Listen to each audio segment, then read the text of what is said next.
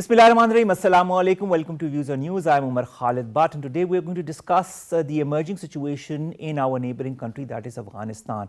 Every day we're hearing news stories, new developments, whether on the national front, that is within Afghanistan, or on the international front, as far as the cooperation of different countries are concerned. Of course, the latest developments include the evacuation of the United States. Tomorrow is the last date that the US troops will be evacuating completely from Afghanistan. At the same time, there are looming threats from organizations such as the IS Khorasan, and we know of the attack that happened at the Kabul airport. We also know of the retaliation that was done by the United States government, in which, as per their statement, one of the leading people behind the attack on the Kabul airport was killed. But this gives rise to a whole new angle as far as the future of Kabul and Afghanistan is concerned.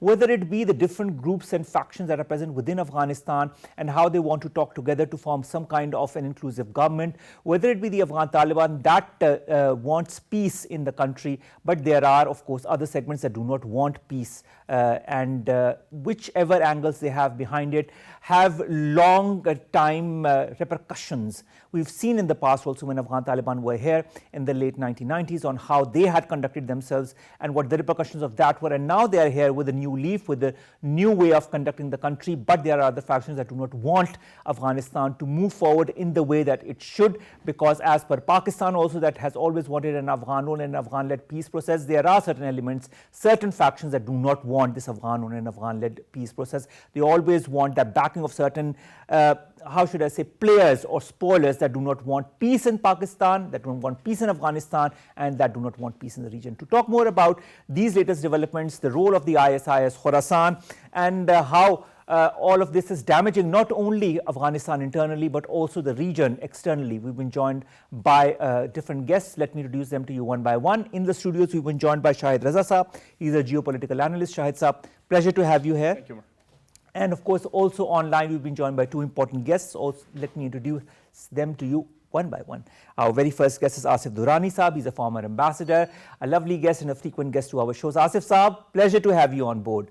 And our second guest is Brigadier retired Mahmood Shah Saab. He was a senior analyst. Brigadier Saab, thank you very much to have given us the time for our show to discuss the latest situation emanating from Afghanistan. Let's begin with Shahid Raza Saab. Shahid Raza Saab, you have written on it, you have researched Afghanistan and the different factions, whether it be the IS, whether it be the other factions as well.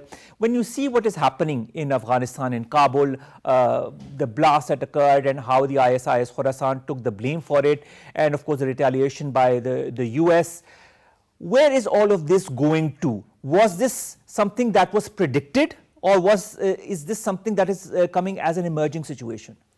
Thank you very much, Omar. First of all, it is important to understand what the role of IS in Afghanistan's security calculus really is. When we talk about ISIS in Afghanistan, we talk about sabotage, we talk about spoilers, we talk about forces that are threatening the ceasefire that the Taliban have put in place. Let me take you back to when the Taliban took over Kabul on 15th of August. They announced a general amnesty for all combatants in Afghanistan. They stated, look, let's join hands, let's formulate a government and find a peaceful transition to Afghanistan's future.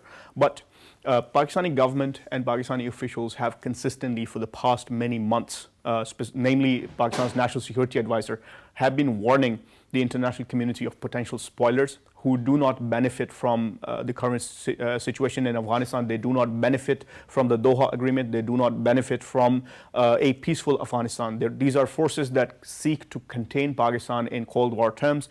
They seek to retain the capability to strategically blackmail Pakistan through irregular forces such as ISIS, such as TTP, and many other groups. So when I look at the Kabul attack, the blame goes to those spoilers, namely one of our eastern neighbors. Oh, right.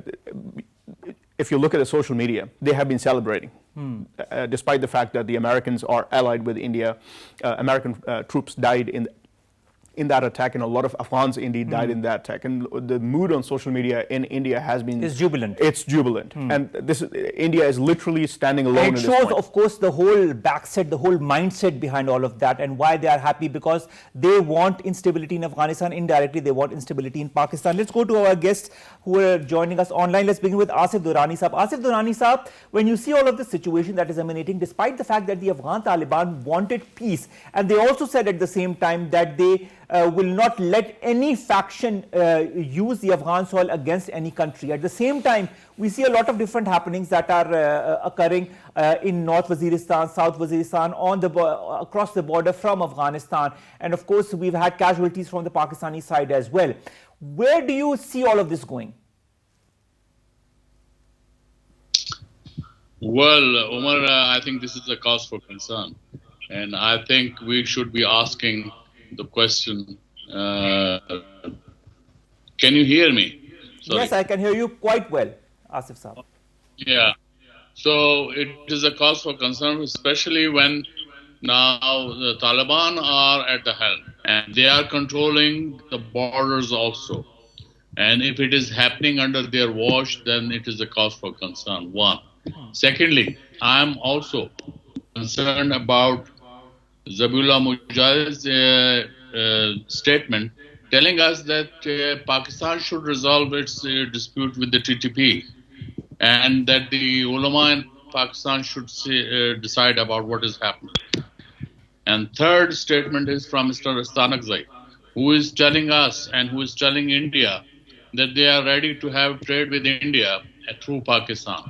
So please, let's not be euphoric. Let's not jump the gun, and we have to be very careful that how the things are unfolding. And if our soldiers have been martyred, then I hold the Taliban fully responsible for that, because now they are controlling the situation. And I will not accept any other explanation about that. Yes. All right. All right. I'll ask the same question to Brigadier Mahmood Shah Saab. Stanakzai Saab and of course Zabihullah Mujahid Saab's statements concerning Pakistan, whether it be regarding the TTP or the trade with India. How do you see all of that? Hadn't the Afghan Taliban at the very onset had decided and stated that they will not let the Afghan soil be used against any neighboring country? What is happening right now? Is there any change in their status, or do you feel that things are evolving at a very rapid pace in our neighboring country? Bismillah ar-Rahman ar-Rahim. I think things will move. They will take a little time. Taliban are still consolidating. There are, a whole area of Afghanistan is not under their control. And it will take them some time. The incident which took place at Bajawur, I'm prepared to give some time to Taliban to really rein in those people as to who are those people and why are they doing this. Of course, about these statements, they are not welcome statements from Zabihullah Mujahid and also from Sher Mohammad Stanakzai. Pakistan policy will remain the same, and I think we will be expecting from Taliban that they do not let their soil be used, and we do not want to listen to any sort of advices from them. We do not want to interfere into Afghanistan, and we want to let them have their decide country. Their own fate of what they want to do with their country, yes. in fact. Yes, of course. And of course, we do not need their advices as to Stanakzai, Sher Mohammad Stanakzai, you should know, is an Indian trained officer. He served in the Afghan army for 2-3 years. He was a lieutenant, I think. But before that, he had 2 years training in the Indian Military Academy, Dehradun. So we know who Sher Mohammad Stanakzai is.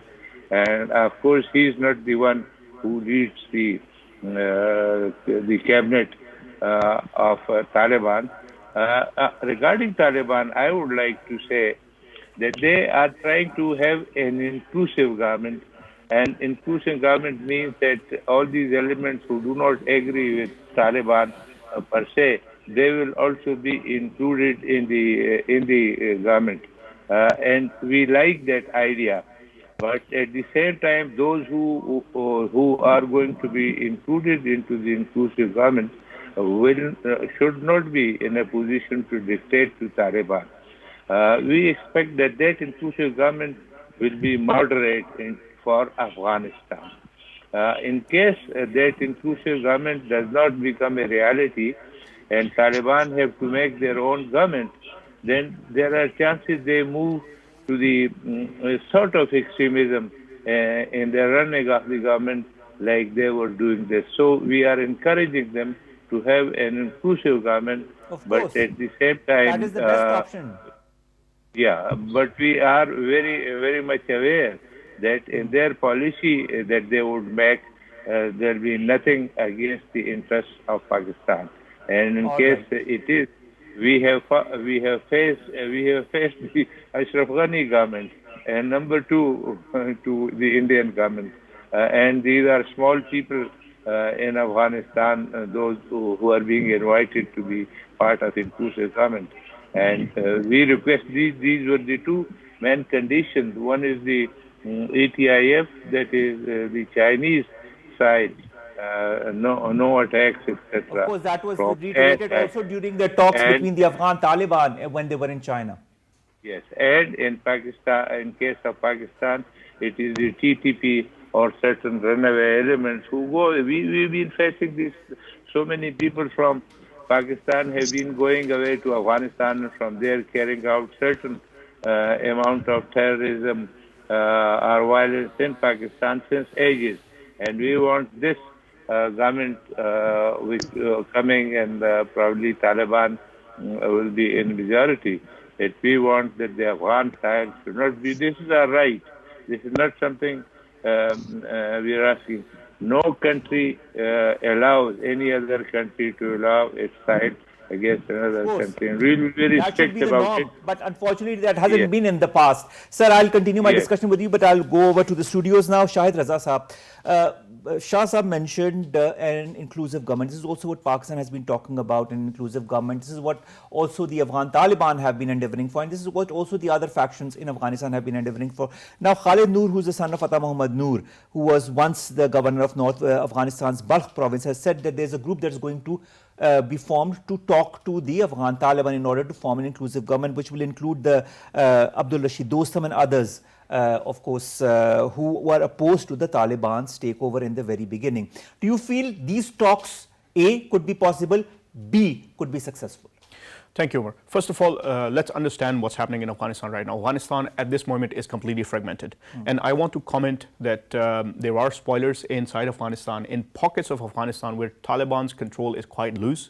So we should expect attacks against Pakistani forces and Pakistani targets, indeed, because and statements such as what we've just heard. What the statements like the one coming from Zabihullah Mujahid does not help. But we need to understand that there is a second vector. There are groups that are linked to India still operating in Afghanistan, and India is going to continue to use those groups to the maximum extent it is practical to try and drive a wedge between the incoming government in Afghanistan and Pakistan, because that is the situation where India will benefit the most. So we have to be very careful with how we assess the situation, because to assume that Taliban have complete control over Afghanistan is an accurate statement. So basically our policy should be wait and see. Our policy should be wait and see and communicate with the Taliban consistently, because they have given assurances to the international community that Afghanistan is not going to be used against any regional country or any international country. Number two, are the talks possible? Absolutely yes, because the Taliban, when they took over Kabul on the 15th of August, they announced in Journal Amnesty and paved the way for an intra-Afghan dialogue that includes all groups in Afghanistan. That is a right approach. That is a but is that an approach that is achievable? Well, Omar, look, who is the #1 enemy of the Taliban? Abdul Dostum. Abdul Dostum, by a large margin, is the number one enemy of the Taliban. He has massacred Taliban. He has run torture camps against. But they want to go for talks. They want to forgive and forget. They want to run a. This is what the Afghan Taliban had also mentioned in the very beginning. Exactly, and that they had pardoned. They had given a journal pardon. Yeah, and that is what they're implementing. So if they are practically talking to Abdul Rashid Dostum, that tells you how serious they really are in order to cut a peaceful solution in Afghanistan and implement it in a very holistic manner. I believe, personally speaking, I think such talks are certainly possible, especially because other groups like Dostum, like people in Panjshir Valley, they do not really have a choice other than to talk. And if they talk, Taliban have shown great, capacity to forgive their former enemies, like Commander Ismail, who used to work for the CIA and ran torture camps. There was another individual known as the Butcher of Kandahar, etc. And they have been they have been made part of the interim setup that is trying to create a government, right? All right. So I'm hopeful, and it is Pakistan's position as well, that we want an inclusive, Afghan-led, Afghan-driven solution in Afghanistan, and that is a solution that benefits Pakistan as well. All right. Asif Durrani Saab, when we talk of an inclusive government and one that includes all the different factions, do you feel such a government, looking at the past of Afghanistan, is sustainable? Or do you feel that Afghanistan has turned over a new leaf as far as the different changes and the developments that are going on in the country, irrespective of the violence that is happening across the border and inside of Afghanistan is concerned? Omar, when we use the term inclusiveness, then you have to study what the Taliban phenomenon is. And if we understand the Taliban phenomenon, then inclusiveness doesn't mean that those known warlords are going to be part of the future dispensation. It is going to be from all the ethnic groups as well as the religious minorities. But largely, it would be those people who are part of the Taliban movement, largely. And as far as my information goes, 24 or 25% of the people would be from those ethnic groups, from different ethnicities as well as religious minorities. If that is the case, and which is otherwise, Taliban's ideology is the same. They are not going to change their stripes. That is very much there. But now Taliban they have seen the world. Earlier, during Taliban 1.0, they did not have the exposure and they were reclusive. They were not outgoing. But after 20 years of experience and struggle, they have become media savvy. They are now more, they understand what the diplomats are, how they have to go about with the world affairs. So, and that's why they have had access to the immediate neighborhood where they have been recognized. Their representatives, especially Mullah Baradar, have been visiting Iran, Russia, China, as well as Pakistan. Their office in Doha has been a hub where their people have been meeting with the people of the European Union and other countries, important countries who have had the interest in Afghanistan. So in that respect, it is quite, you can say, a substantive and qualitative change in the Taliban attitude. All right. Our challenges about. Of course, the challenges remain, but what needs to be seen is whether this inclusive government or the inclusion of different factions inside a government in Afghanistan that has in the past not seen such a government will be sustainable, will be happening. But we hope, we pray for that. This is what Pakistan has always been wanting, an Afghan-led and an Afghan-owned peace process and the government. Brigadier Mahmood Shah Saab, the different factions have different backings, and you know that exactly. But nevertheless, when we see Afghanistan from a broader prism or a perspective or an angle, do you feel that these different factions that have the backings of the different governments external of Afghanistan can work together without being continually influenced by those countries in the future? Because if they are continuously being influenced by those countries, that means that Afghanistan still can't work on a model that is inclusive. It is more going to be exclusive. I mean something that is being where the strings are being pulled by other countries. I think the basic issue is this. This is what is when we talk of inclusive government, we really don't mean Rashid Dostum by himself. Uzbekistan has our Uzbek portion of Afghanistan. They have many people. Long time back there was one man, Abdul Malik, General Abdul Malik, and he was against Rashid Dostum. And they had a fight. We are going to continue our discussion. We are going to a short break and then we'll continue on talking about the current situation in Afghanistan. Stay tuned.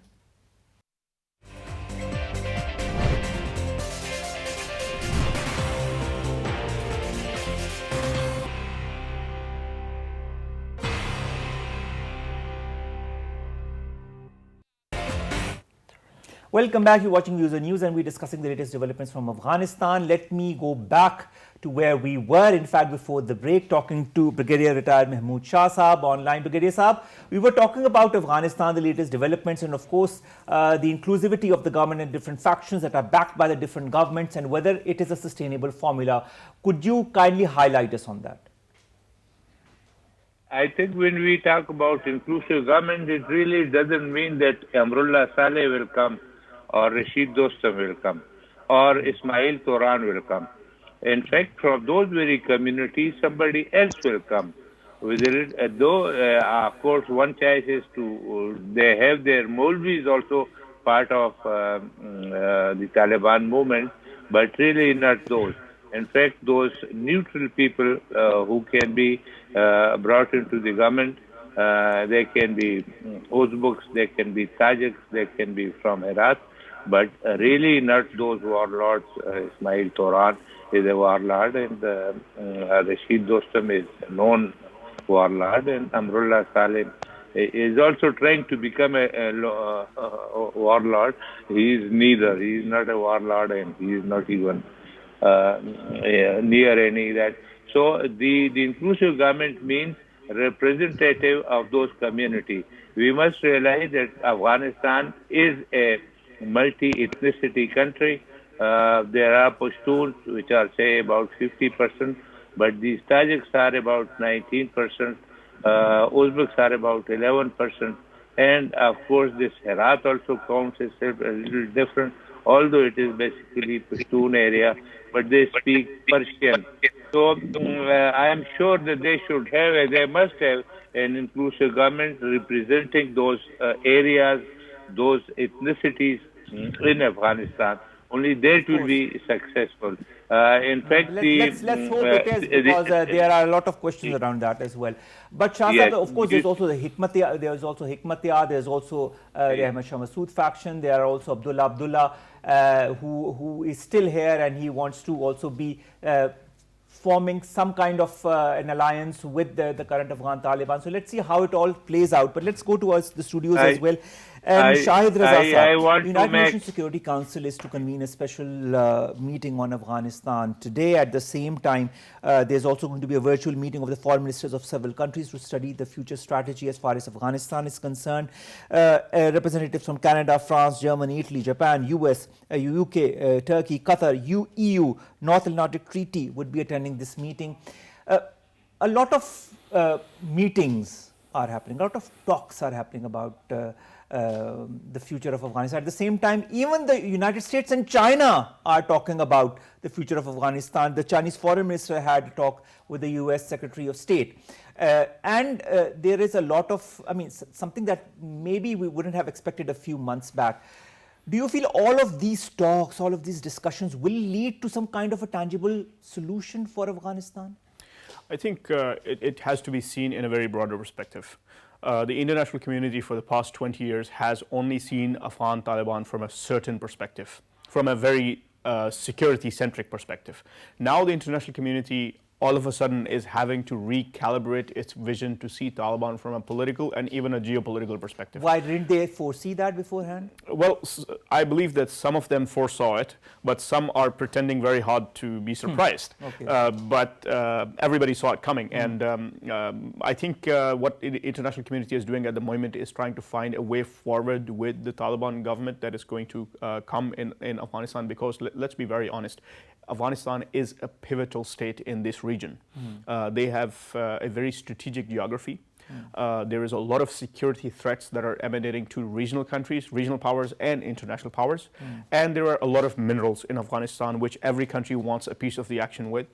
And these are just a few of the issues that international community might have in their consideration when they're discussing Afghanistan at a higher level. It might involve some kind of diplomatic recognition for the incoming Taliban government. It might involve the development of an international framework on how to deal with the Afghan Taliban. They might try to link it with the UN Charter of Human Rights and other concerns that the international community seems to have regarding the future Afghan government. So it is going to be a mix and match of different issues that they want to address. But what is going to be the primordial issue in your point of view? Because there are so many countries, so many players, regional, global, that are coming together to talk about the future of Afghanistan. Whose role in your point of view is going to be the most prominent, and why, and which is the cause that needs to be put forward by all of these countries? Look, I think the most important element at this point is by and large recognition of whatever government is going to come into Kabul, because that is the main point. If the government in Kabul manages to secure international recognition, Afghanistan becomes part of the international community again. There is more acceptance, there is trade, there is international aid, there is security cooperation. And it will really open doors for the international community to not only stay relevant in Afghanistan, but also to work with Afghanistan to create a sustainable and long-lasting solution. Because what seems to be happening is that they seem to be learning from their past mistakes of the early 90s, when the Americans and their allies simply packed their stuff and they left Afghanistan, and Pakistan had to deal with all of the knock-on effects that were generated after the 1990s with the Afghan civil war, the second refugee crisis, etc. So Pakistan, who has the biggest role in the region at the moment outside of Afghanistan, it has to be Pakistan, because Pakistan is so relevant to the Afghan dimension. It can not only play a significant role in kind of making sure as a guarantor or as an enabler, whatever international community defines its agenda, Pakistan will be in a position to have it implemented. And let's talk about US in Pakistan and Afghanistan as well. We know how, everybody knows now how Pakistan has been helping all the foreign diplomats, the Americans, soldiers, to evacuate the flights, the PIA flights that have been coming very regularly. Also now the WHO, there's a flight with the supplies from the WHO that has gone through PIA to Kabul as well. Pakistan has been primordial in that factor as well. Do you feel the US should acknowledge it publicly, the help that Pakistan has been putting forward, the aid, the assistance, the cooperation? The United States has not acknowledged it publicly at a scale that it probably should have.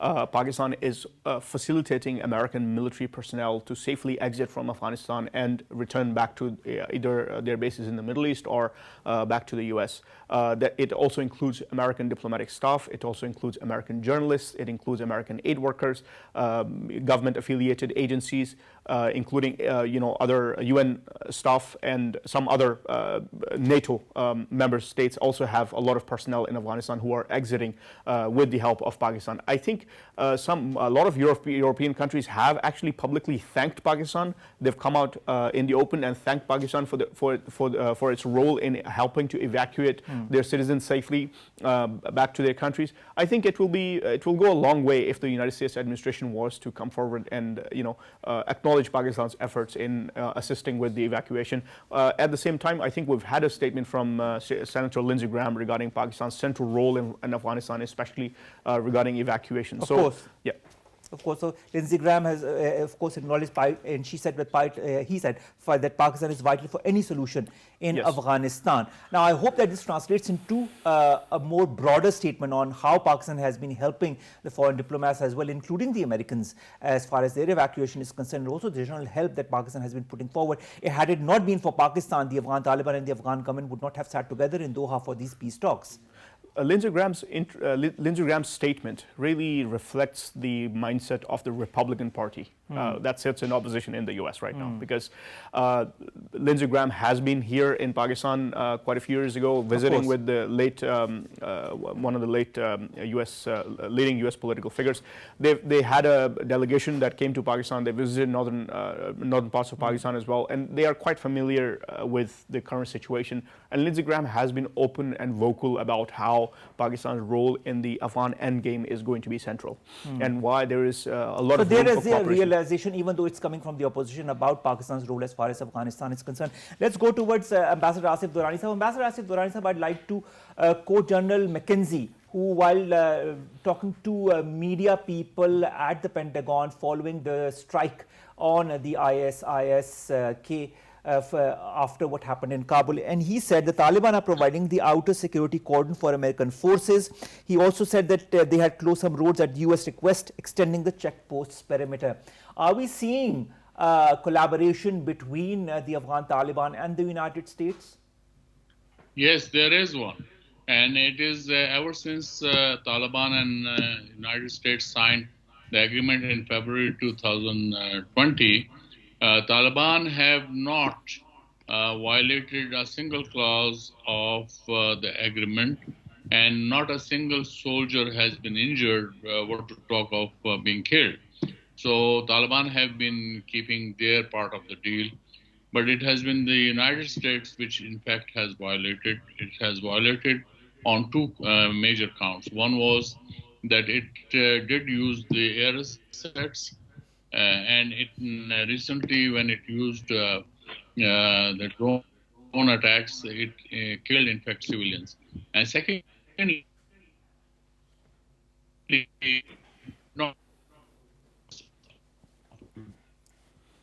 there seems to be some kind May 31st, 2020, to seek permission to travel all the time.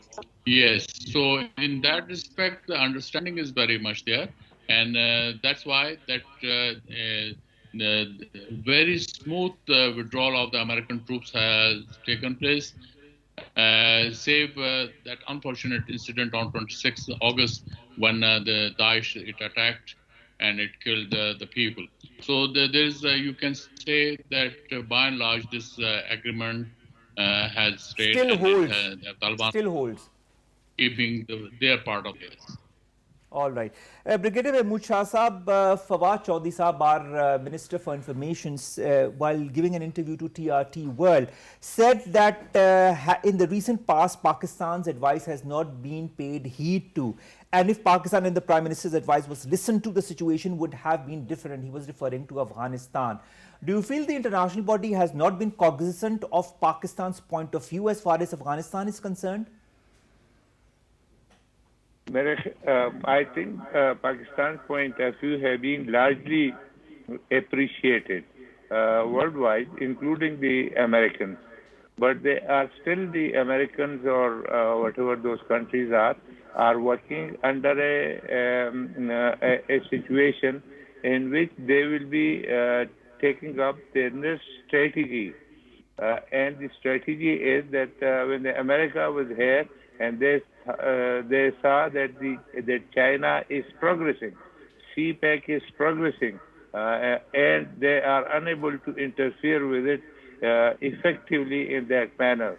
So I think we can expect that after this all is over in Afghanistan, you will find again their efforts for destabilization of this region so that they can put some sort of impediment in the way of CPEC or Chinese containment, etc.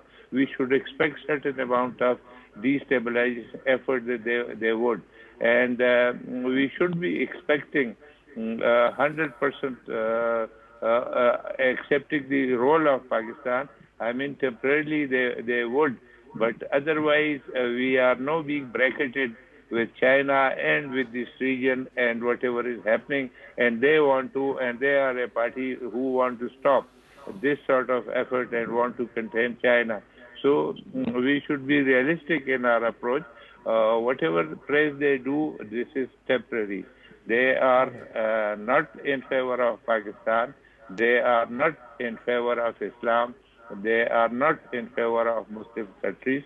We should be well aware of these strategic facts, and we should proceed, and we should be happy that whatever is happening in Afghanistan is in favor of Pakistan. Of course. And it is a God given, and we should take advantage, but we shouldn't be really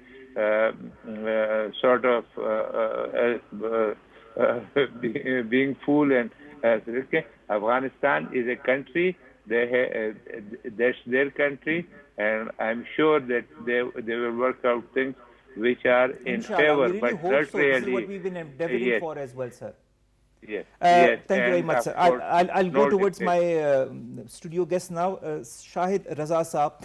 I will also quote something that Fawad Chaudhry Saab said while talking to TRT, and he said the way Afghanistan has been abandoned in the past, and if the world repeats the same mistake, we will have a hub of extremist organizations right at the border of Pakistan, which will obviously be hugely worrying for us. Now let us put this quote unquote statement with respect to what has happened in Bajor, Dir and Waziristan. What Fawad Chaudhry Saab has said is coming true. Do you feel that there is a realization that there are certain lacunas that need to be adhered to, that need to be catered to at the earliest? Omar, I think it is very important to understand that this is not a new assessment on the behalf of the Pakistani state. We've been saying it for decades. The Afghan situation, it directly affects Pakistan in an adverse manner. If there is peace in Afghanistan, it affects Pakistan in a positive fashion. This is the calculus in Pakistan right now. So what Fawad Chaudhry has stated is absolutely true. But it is a long-standing dynamic that exists in Pakistan's policymaking. This is what we have been communicating to the international community, especially to the Americans, that they do not need to withdraw from Afghanistan's economic mix. They do not need to withdraw from Afghanistan's geopolitical mix. If they do, like they did in the 90s, it would create a conducive environment for all sorts of extremist groups, not limited to Al-Qaeda, not limited to ISIS. There are many other extremist factions that we haven't heard of as we yet. haven't even heard of. And to be very frank with you, if Afghanistan becomes a conducive environment for militancy, many other emerging groups in the future will come to Afghanistan, and they will flourish here just like they did in the 90s. Okay, thank you very much, Shahid Raza Saab, geopolitical analyst, to have joined us. And online, thank you very much to my two eminent guests, Asif Durrani Saab and Brigadier retired Mahmood Shah Saab, to the both of you to have joined us and to have talked very candidly and openly about the current situation in Afghanistan, different angles, factors associated with it, and what needs to be done, and what is happening as far as the regional, global, and national prism of affairs is concerned. Ladies and gentlemen, we want an inclusive government in Afghanistan. We want peace and stability in Afghanistan, and that is what needs to happen. I hope the world comes together in order to make that happen. Allah Hafiz.